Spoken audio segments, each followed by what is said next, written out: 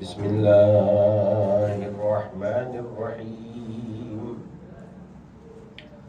الحمد للہ رب العالمین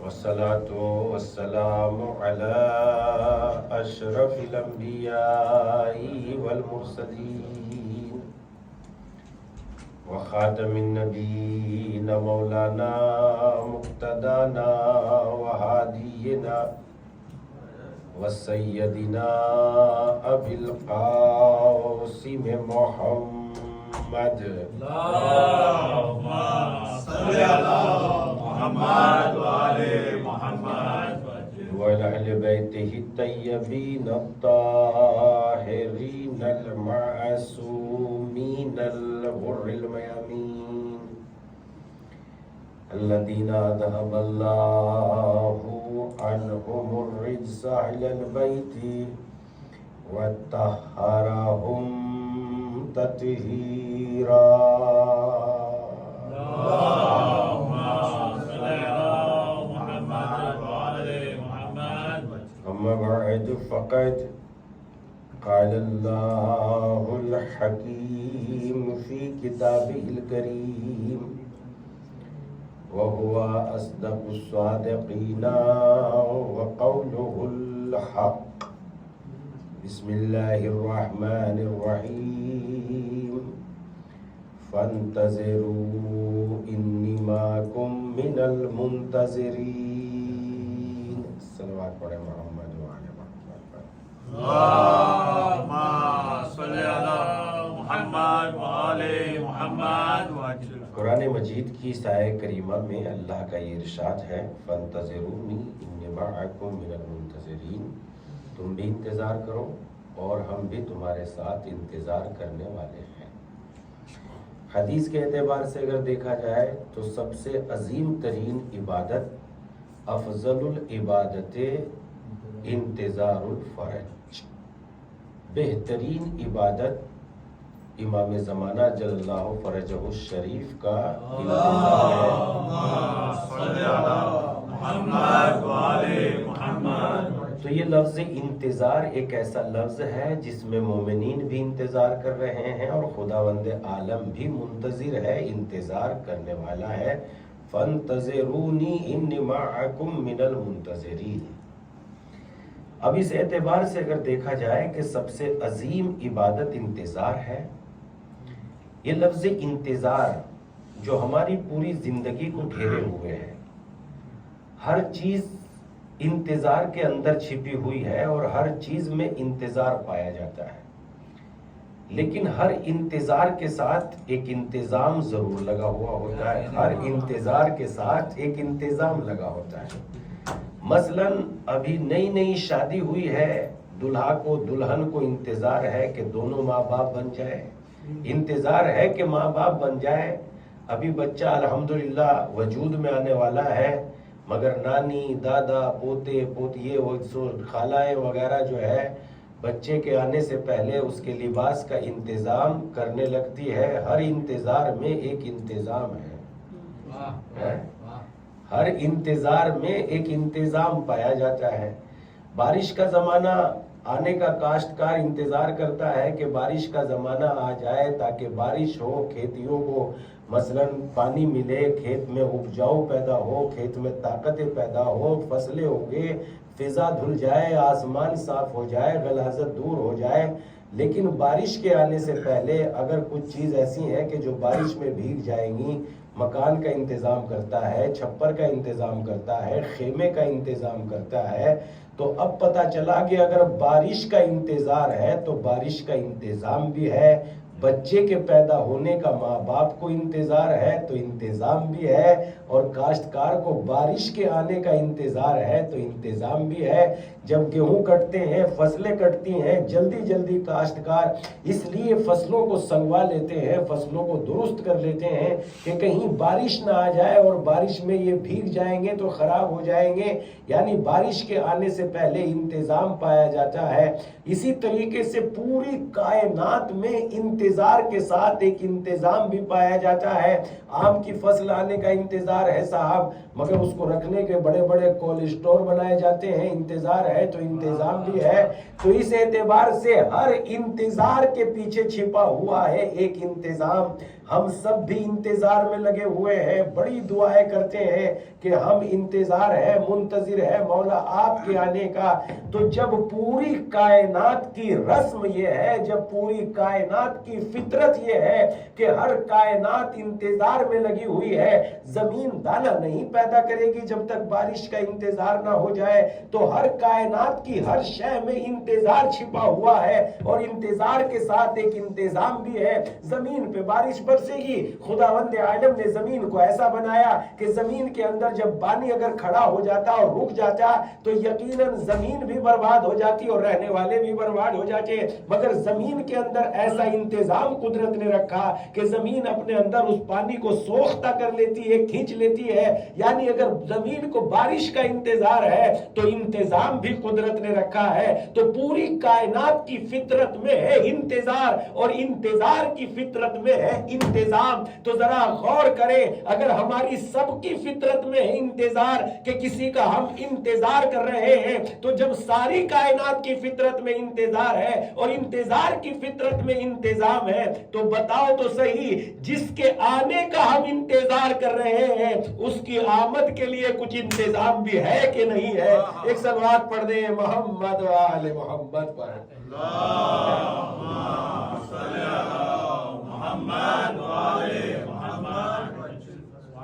पूरी कायनात के अंदर इंतजार छिपा हुआ है, पूरी कायनात के अंदर इंतजार छिपा हुआ है। हर चीज को एक इंतजार है, पूरी कायनात के अंदर इंतजार छिपा हुआ है और इंतजार के अंदर इंतजाम पोशीदा है। हर चीज अपना इंतजार रखती है। कहते हैं जब परिंदे तन्हा होते हैं तो कभी घोंसला नहीं बनाते, मगर जब उनकी मादा के अंडे देने का टाइम हो जाता है तो घोंसला बनाना शुरू करते हैं और तिनके रख के अपना आशियाना बना लेते हैं। पता चला कि अगर अंडे के आने का इंतजार है तो पीछे उसके यहाँ जो है घोंसला बनाने का भी इंतजाम है। तो जरा सोचो तो सही, जब परिंदों की फितरत में इंतजार है तो इंतजार के अंदर इंतजाम छिपा हुआ है। तो जिसके आने का हम इंतजार कर रहे हैं उसके आमद पर हमने क्या क्या इंतजाम किया है? अगर वो आ गए तो मसलन हमने क्या इंतजाम किया है? झूठ बोलना छोड़ा है कि नहीं छोड़ा है? सच्चाई का साथ लिया है कि नहीं लिया है? अपने दिलो जानो रूह हो जिस्म ज़बान हो कान को पाक किया है कि नहीं किया है? इसलिए कि वो जो है इमामुल मुत्तकीन है। पहले का लक़ब क्या है? इमामुल मुत्तकीन। हम क्या कहते हैं? अली इमामुल मुत्तकीन है। सबके इमाम अली नहीं है, बल्कि मुत्तकियों को अगर अली को अपना इमाम बनाना है तो पहली शर्त ही तकवा और तकवे के मानी है बुराइयों को छोड़ देना और हुक्म खुदा के सामने सर झुका देना, बुराइयों को छोड़ देना। तो इस एतबार से हम इंतजार कर रहे हैं और उसकी तो शान ही है कि जब वो आएंगे तो दुनिया को अदलो इंसाफ से ऐसे भर देंगे जैसे वो जुल्म और जौर से भरी हुई होगी। तो उसकी तो उनके आने वाले की शान ही है कि वो अदलो इंसाफ से दुनिया को भर देंगे। और जब वो आएंगे तो फिर उसमें दुआए अहद में हम हर रोज पढ़ते हैं, दीन में बहुत सारी मसलन तब्दीलियां आ जाएंगी।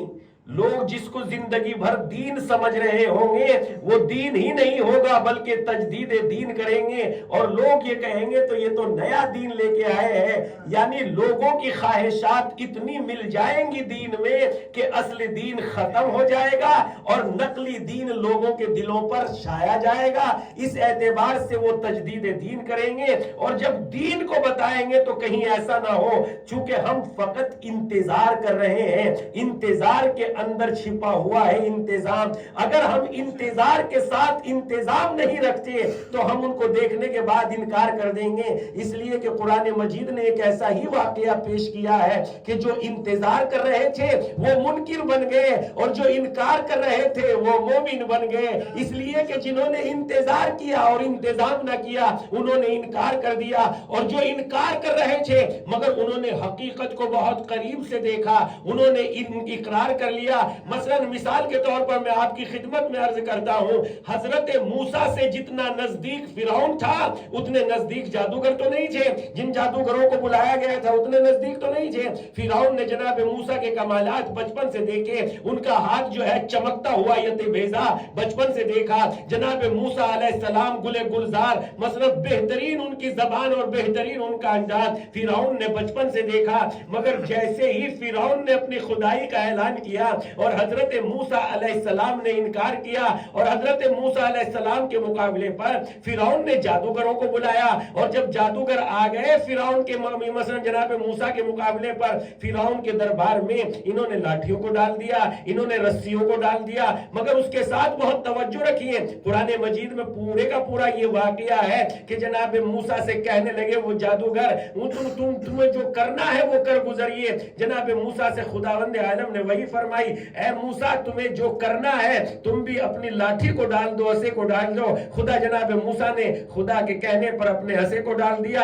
وہ پورے کے پورے انہیں سانپ بچھوؤں کو چٹ کر گیا اور ایک اژدہا بن گیا.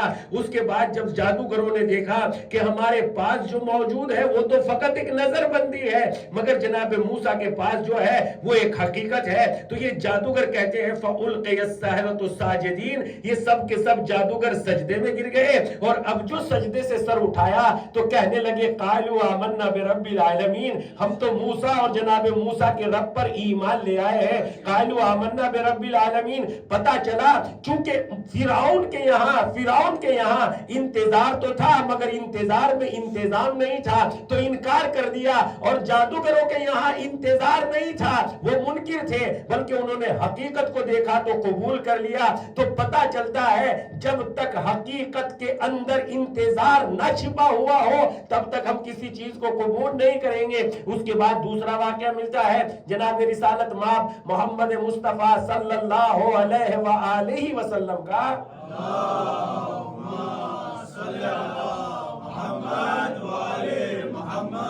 دوسرا واقعہ کیا ملتا ہے؟ دوسرا واقعہ یہ ملتا ہے رسالت مآب کا کہ چونکہ رسالت مآب ہمارے وہ نبی ہیں جن کا تذکرہ توریت میں بھی ہے, انجیل میں بھی ہے, قرآن میں بھی ہے, زبور میں بھی ہے.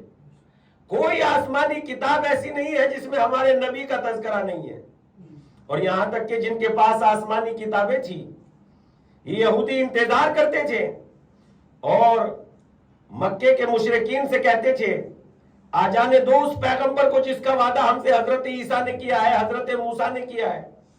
اور حضرت موسیٰ علیہ السلام تو اپنے بعد آنے والے نبی کا نام تک بتا کے گئے تھے کہ میرے بعد میرا جو ہے میرے بعد ایک نبی آئے گا اسمہ احمد, جس کا نام احمد ہوگا. اور جب انہیں نام کا بھی پتا تھا, انہیں تاریخ کا بھی پتا تھا, انہیں سب کچھ پتا تھا. قرآن مجید نے ان کی صفات اس طریقے سے بیان کی ہے, یا یہ اس طریقے سے پہچانتے تھے نبی کو جس طریقے سے باپ اپنے بیٹے کو پہچانتا ہے. جو قرآن مجید یعنی جن پر آسمانی کتابیں نازل ہوئی, جو نبیوں کے ماننے والے تھے, وہ اس طریقے سے نبی کو پہچانتے تھے, آنے والے نبی کو محمد مصطفیٰ کو ایسے پہچانتے تھے جیسے باپ اپنے بیٹوں کو پہچانتا ہے. بیٹوں کا لفظ کیوں استعمال کیا؟ اگر ایک باپ کے یہاں دو بیٹے ایک ہی شکل کے ہوں تو دنیا دھوکہ کھا سکتی ہے مگر باپ دھوکہ نہیں کھا سکتا. یعنی باپ بالکل بھی دھوکہ نہیں کھا سکتا. اتنی شناخت تھی ان یہودیوں کو اپنے نبی کی, ہمارے نبی کی اتنی شناخت تھی کہ جیسے اندھیرے میں بھی باپ اپنے بیٹے کو پہچان لیتا ہے, اندھیرے میں بھی باپ سمجھ جاتا ہے چھوٹا کون سا ہے اور بڑا کون سا ہے. یعنی اس کی نگاہیں اتنی تیز ہوتی ہے کہ وہ بیٹے کی اعمال اور اس کی حرکت سے سمجھ جاتا ہے کہ یہ کون سا بیٹا میرے پاس ہے اندھیرے میں بھی. تو اس اعتبار سے یہ نبی کو اتنے نزدیک سے جانتے تھے کہ جیسے باپ اپنے بیٹے کو سمجھ جاتا ہے ویسے ہی یہ نبی کو جانتے تھے, نبی کو پہچانتے تھے, اور لوگوں کو کہتے تھے کہ آ جانے دو اس نبی کو جس کا ہم انتظار کر رہے ہیں. اور یہ جنگلوں میں جا کے انتظار کرتے تھے اور انتظار میں بیٹھتے تھے, اس نبی کو بھیج دے, اس نبی کو بھیج دے, اس نبی کو بھیج دے. لوگوں نے جو ہے اسی طرح انتظار میں رہتے تھے. مگر اتفاق کی بات یہ ہوئی کہ یہ فقط انتظار ہی انتظار میں تھے. اسی زمانے میں لمبی طویل مدت کھنچتی چلی گئی, اور جب طویل مدت کھنچتی چلی گئی تو سود قاری ان میں آ گئی، شراب خوری ان میں آ گئی، قمار بازی ان میں آ گئی، سارے عیب ان میں آ گئے، مگر بچا تو صرف ایک انتظار بچا، انتظار ان کی نسل میں موجود تھا، یہ نبی کا انتظار کر رہے تھے۔ قرآن نے اسی واقعے کو بیان کرتے ہوئے کہا جیسے باپ اپنے بیٹے کو جانتا ہے، یہ نبی کا انتظار کرتے تھے اور جنگلوں میں نکل نکل کے انتظار کرتے تھے، اے خدایا بھیج دے اسے، مگر گناہوں کے ساتھ انتظار کرتے تھے۔ اس کے بعد جب وہ نبی آ گیا تو جسے پہچانتے ہیں ما عرفو کفرو بہی، جسے پہچانتے تھے اسی کا انکار کر بیٹھے، اس لیے کہ جب نبی نے آ کے ان سے کیا کہا، وہ نبی تو ہمارا ہوگا اور جیسے ہم کہیں گے ویسے وہ نبی ہماری باتوں کو تسلیم کر لے گا، لہذا نبی نے، انہوں نے نبی جیسے ہی آئے اور نبی نے اپنے نبی ہونے کا اعلان کیا۔ انہیں سود لینے کی عادت پڑ گئی تھی، انہیں بیاج کھانے کی عادت پڑ گئی تھی، انہیں جو ہے جھوٹ بولنے کی عادت پڑ گئی تھی، یہ ایسا دین نہیں چاہ رہے تھے کہ جو بیاج کی مخالفت کرے وہ نبی آئے، بلکہ یہ ایسا دین چاہ رہے تھے کہ دو سجدے کر لو، بیاج لے لو گے تب بھی چلے گا، نہیں لوگے تب بھی چلے گا، یعنی دین ویسا چاہیے جیسا ہمیں چاہیے، ویسا نہیں چاہیے جیسا محمد لے کے آئے۔ محمد نے فوراً آتے ہی کہا دیکھو اگر تم مجھ پہ ایمان لائے ہو تو یہ بیاج جائز نہیں ہے، جھوٹ بولنا جائز نہیں ہے، خیانت کاری جائز نہیں ہے۔ انہوں نے کیا کیا، انہوں نے دیکھا کہ ہم اس کاروبار کو تو چھوڑ نہیں سکتے، لہذا نبی کا ہی انکار کر دو، یہی آسان ہے۔ تو اس اعتبار سے جو انتظار میں انتظام نہیں رکھتے وہ نبی کا انکار کر دیتے ہیں، اور کفار مشرکین انتظار میں نہیں تھے مگر جیسے ہی انہوں نے حقیقت کو دیکھا وہ ایمان لے آئے، یعنی جنہیں پہلے سے خبر تھی وہ بے ایمان رہ گئے اور جو بعد میں باخبر ہوئے وہ ایمان لے آئے۔ پتہ چلا جن کے یہاں انتظار میں انتظام ہوتا ہے وہی با ایمان رہتے ہیں، ورنہ لوگ انکار کر دیتے ہیں۔ ایک صلوات پڑھ دیں محمد و آل محمد پر۔ اللہم صلی علی محمد و آل محمد۔ واقعی انتظار بہت بڑی، انتظار العبادت افضل العبادت انتظار الفرج، امام کا انتظار بہت بڑی عبادت ہے، مگر اس انتظار میں ہمیں اپنے اندر تلاش کرنا پڑے گا، اور ان کی غیبت بھی ہماری وجہ سے، ان کی غیبت اس وجہ سے نہیں ہے کہ وہ اپنی وجہ سے غیبت میں ہے، بلکہ جب تک لوگوں میں امامت کو قبول کرنے کی صلاحیتیں پیدا نہیں ہوگی، اور ایسے بھی غائب نہیں ہے وہ کہ ہم سمجھ لیں کہ کسی سمندر میں بیٹھے ہوئے ہیں، کسی محل میں بیٹھے ہوئے ہیں، کسی دریا میں بیٹھے ہوئے ہیں، کہیں آسمان پہ ہے، پہاڑوں میں ہے، کہیں غیروں میں ہے، غاروں میں ہے کہ چھپتے ہوئے پھر رہے ہیں، وہ سامنے ہے، بالکل حاضر ہے، مگر چونکہ ہم جانتے ہیں ایک ہوتی ہے شخصیت اور ایک ہوتا ہے شخص حاضر ہوتا ہے مگر شخصیت غائب ہوتی ہے۔ اب میں آپ کی خدمت میں اس کی مثال پیش کر سکتا ہوں، شخص حاضر ہے مگر شخصیت غائب ہے۔ مثلا میں آپ سے پوچھتا ہوں فرعون کو کس کی تلاش ہے، میں آپ سے معلوم کرتا ہوں فرعون کو کس کی تلاش ہے، فرعون کو کس کی تلاش ہے، جناب موسیٰ کی تلاش ہے، اور جناب موسیٰ کہاں ہے، جناب موسیٰ فرعون کے پاس ہے، یہ غائب ہے کہ حاضر، تو ڈھونڈ کس کو رہا ہے، اگر یہ غائب حاضر ہے تو ڈھونڈ کس کو رہا ہے، جناب موسیٰ کی شخصیت غائب ہے، اسے یہ نہیں پتا کہ یہی وہ شخص ہے جو باطل کی حکومت میں انقلاب لے آئے گا، وہ شخص موجود ہے مگر شخصیت غائب ہے۔ بس اسی طریقے سے ہمارے امام بھی ہے، جو شخص تو حاضر ہے مگر شخصیت غائب ہے، اسی لیے ارشاد ہوتا ہے اگر کائنات میں دو آدمی بھی بچ جائے تو اس میں سے ایک ولی اللہ ہے اور ایک امام ہے، اور اسی اعتبار سے جب وہ ظہور کریں گے تو لوگ یہ نہیں کہیں گے ارے ہم نے انہیں نہیں دیکھا ہے، بلکہ لوگ کہیں گے ہم نے انہیں مکہ میں دیکھا ہے، ہم نے انہیں مدینے میں دیکھا ہے، ہم نے انہیں کعبے میں دیکھا ہے، ہم نے مسجد نبوی میں دیکھا ہے، چونکہ خدا نے شخصیت کو غائب رکھا ہے اور شخص کو حاضر کر دیا۔ ایک صلوات پڑھ دیں محمد و آل محمد پر۔ اللہم صلی علی محمد و آل محمد۔ تو خدا ایسا مثلا ایمان جو ہے ایسے پردے میں نہیں ہے کہ وہ جو ہے کسی دریا میں بیٹھے غار میں بیٹھے، ایسا نہیں ہے، بلکہ ہمارے سامنے ہمارے درمیان میں، اور جو جناب موسیٰ کو فرعون کی آنکھوں کے سامنے رکھ کے موسیٰ کو چھپا سکتا ہے وہ ہماری آنکھوں کے سامنے بھی رکھ کے امام زمانہ کو پردہ غیب میں رکھ سکتا ہے۔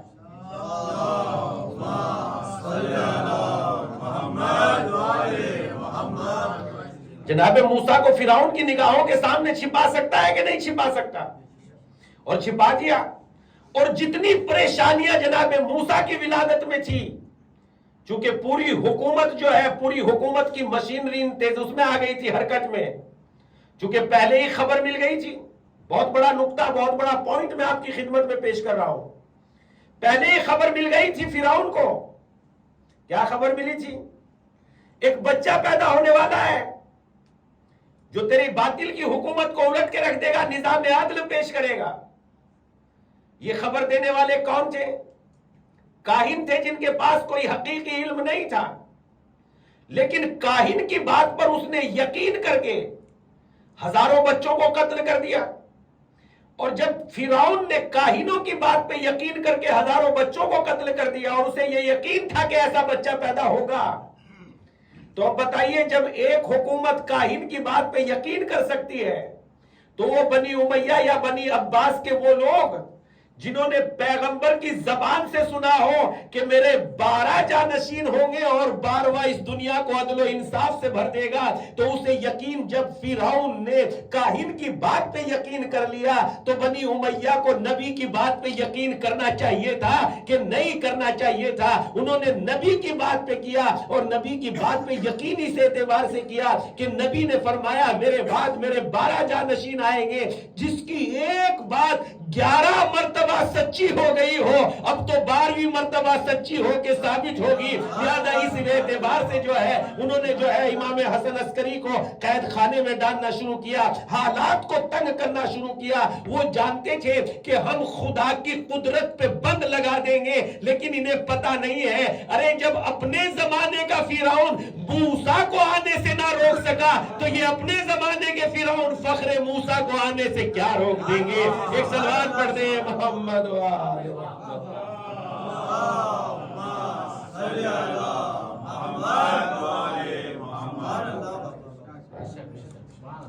जो अपने जमाने का फिरौन रोक सका, कितनी उसने ताकत, वो कुदरत के सामने ताकत लगाना चाहता था, कुदरत की कुदरत के सामने बंद बांधना चाहता था, मगर कुदरत की कुदरत के सामने बंद ना बांध सका, और हजरत मूसा को आने से ना रोक सका। और जब नहीं रोक सका, तो उसके बाद फिर भी, उसके बाद भी आज भी इस्लाम इतना पर्दे में है। हम आपकी खिदमत में एक बात करते हैं, और जहां तक इसके मीडिया के जरिए से या जो है इसके मोबाइल शुबाइल के जरिए से जहां तक हमारी बात जाए, वहां तक इस बात पे गौर किया जाए। हम आज भी आपको बता सकते हैं कि आज भी इस्लाम कितना पर्दा में, कितना गैबत में है। इस्लाम अभी जाहिर ही नहीं हुआ। आज भी इस्लाम कितना गैबत में है, कितना पर्दे में है।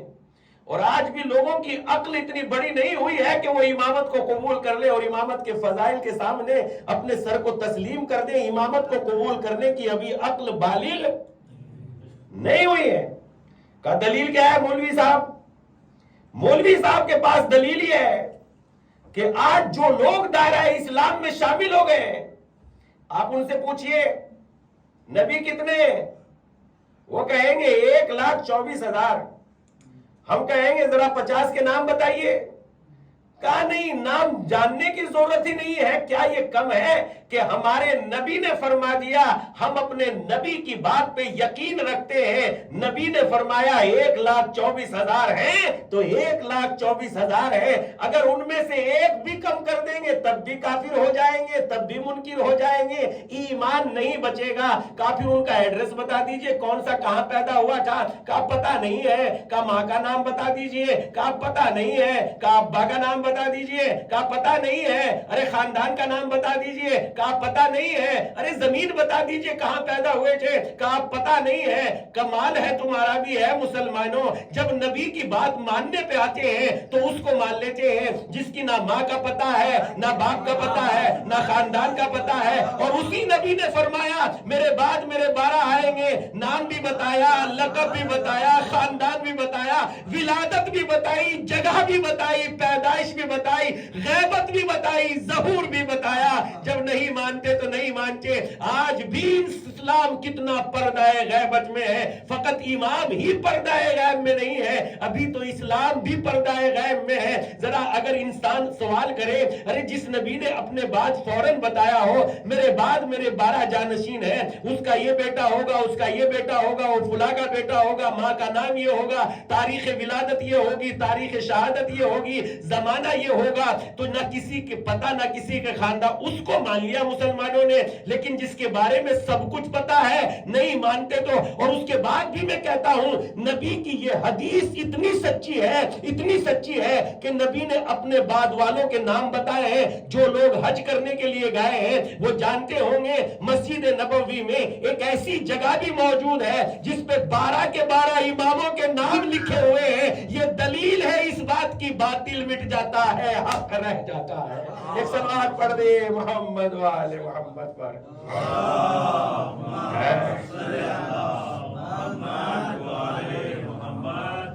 تو اس اعتبار سے ہم ذرا غور کریں کہ اللہ کی عظمت جو امام، چونکہ ابھی جو ہے مسلمان یا انسانیت ابھی امامت کو قبول کرنے کے لیے، امامت کو قبول کرنے کے لیے بالغ نہیں ہوئی ہے، عقل نہیں آئی ہے۔ مثلا مثال کے طور پر ساری حکومتوں سے ٹکرانے کے لیے، باطل اس اعتبار سے اگر دیکھا جائے جہاں جہاں باطل کا نظام ہے ان سب سے ٹکرانے کے لیے جب ایک نبی انقلاب لے کے آتے ہیں مکہ میں، جب ایک نبی، ہمارے نبی جب مکے میں انقلاب لے کے آئے تو پہلے ہی دن سب اچھے نہیں بن گئے، کہ پہلے ہی دن سب اچھے بن گئے۔ جب ہمارے نبی انقلاب لے کے آئے تو انتظار کتنے دن کرنا پڑا؟ 40 سال تو انتظار، اعلان بعثت کا انتظار میں 40 سال لگ گئے، 40 سال اعلان رسالت کے انتظار میں 40 سال لگ گئے۔ اور اس کے بعد جو ہے پھر بھی اعلان رسالت کے بعد سب فوراً نہیں بدل گئے، 13 سال لگ گئے مکے میں تبلیغ کرتے کرتے اور انقلاب نہ لا سکے۔ اور جب 14ویں سال جو ہے پیغمبر اسلام نے ہجرت کی اور مدینہ پہنچے، انقلاب کا آغاز تب ہوتا ہے۔ ایک چھوٹے سے خطے میں انقلاب لانے کے لیے 14 سال لگ جاتے ہیں، ساری دنیا میں جو انقلاب لے کے آئے گا 1400 سال تو ہونے دو۔ ایک صلوات پڑھ دیں محمد وآل محمد پر۔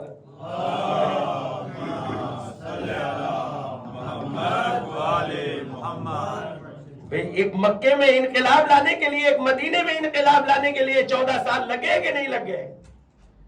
جو ساری دنیا میں انقلاب لے کے آئے گا، عالمی حکومت، اور عالمی حکومت کا نمونہ کیسا ہوگا؟ ہمارے نبی کی نبوت، ہمارے نبی کی حکومت میں لوگوں کو دکھا دیا کہ عالمی حکومت کا نمونہ کیسا ہوگا۔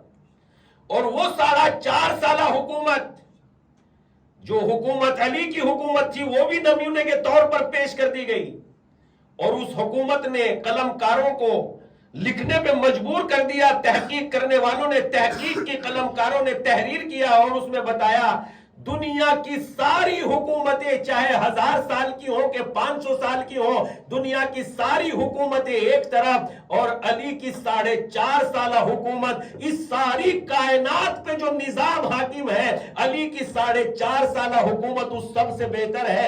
آج تک کائنات میں ایسی حکومت نہیں آئی ہے جیسی علی کی حکومت تھی، اس لیے کہ ایک آواز نہیں اٹھی کہ میں بھوکا ہوں، اور ایک آواز نہیں اٹھی کہ مجھے حق نہیں دیا گیا۔ علی نے 4 سال کی حکومت میں دنیا کی ساری حکومتوں کو زیر کر دیا، یہ نمونے کے طور پہ پیش کر دیا۔ جس کی 4.5 سال کی حکومت ایسی ہو، جب عالمی حکومت لے کے آئے گا تو زمانے میں انصاف ہوگا، عدل ہوگا، ایمان ہوگا، سچائی ہوگی۔ ایک صلوات پڑھ دیں محمد و آل محمد پر۔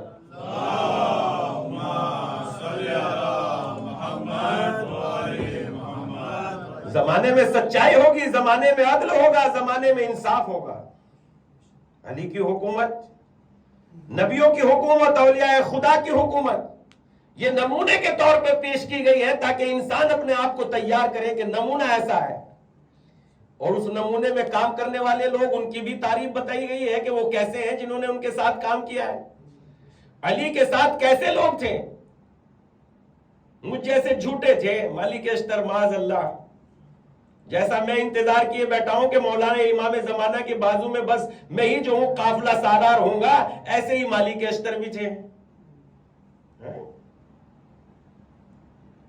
پہلے مالک اشتر کی پاکیزگی، ان کی شرافت، ان کی نجابت، ان کی ایمانداری، ان کی سچائی کے بارے میں ذرا غور کریں اور پھر اپنا اندازہ کریں کہ جب ہم ایمان کے اس درجے پہ پہنچ جائیں گے جہاں مالک اشتر ہو، جہاں جناب سلمان فارسی ہو، جہاں قمبر ہو، تب کہیں انتظار کریں کہ ہم بھی ان کے شانہ بشانہ مل کے کچھ کام کر سکتے ہیں۔ اگر ایسے نہیں بن سکتے تو انتظار ایک دھوکہ ہے، اس کے علاوہ کچھ بھی نہیں ہے۔ ہر انتظار میں ایک انتظام چھپا ہوا ہے، تو ہم غور کریں۔ رہی بات طول عمر کی، طول عمر بھی تو ایک بڑا مسئلہ آ جاتا ہے نا آدمی کے سامنے۔ آپ کے سامنے کوئی بہت سارے لوگ آ کے مثلا سوال کر لیتے ہیں، ٹھیک ہے آپ کا عقیدہ ہے وہ پیدا ہو گئے ہیں، مگر اتنی لمبی طول عمر، یہ فلسفہ تو سمجھ میں نہیں آتا۔ کیا یہ طول عمر جو ہے، لمبی عمر اتنی، کیا جوان آئیں گے، بوڑھے آئیں گے، ضعیف آئیں گے، داڑھی جو ہے کمر جھکی ہوئی ہوگی، کیسے آئیں گے؟ مسئلہ ہے۔ ہم نے کہا بھئی آپ کے لیے مسئلہ ہوگا، ہمارے لیے تو مسئلہ ہے نہیں۔ کہا آپ کے لیے کیوں مسئلہ نہیں ہے؟ میں نے کہا ہم تو قرآن پہ ایمان رکھتے ہیں۔ کہہ مولانا صاحب کیا ہم قرآن پہ ایمان رکھتے ہیں؟ نہیں رکھتے ہیں۔ آپ ایمان رکھتے ہوں گے اوپر سے، مگر ہم قرآن کو آنکھیں کھول کے پڑھتے ہیں اور اس پہ ایمان رکھتے ہیں۔ کہا کیا بات کہنا چاہتے ہیں اور کیا کہہ رہے ہیں کہ آپ قرآن پہ ایمان رکھتے ہیں؟ میں نے کہا ہم قرآن پہ ایمان رکھتے ہیں۔ کہا وہ ایمان کیا ہے؟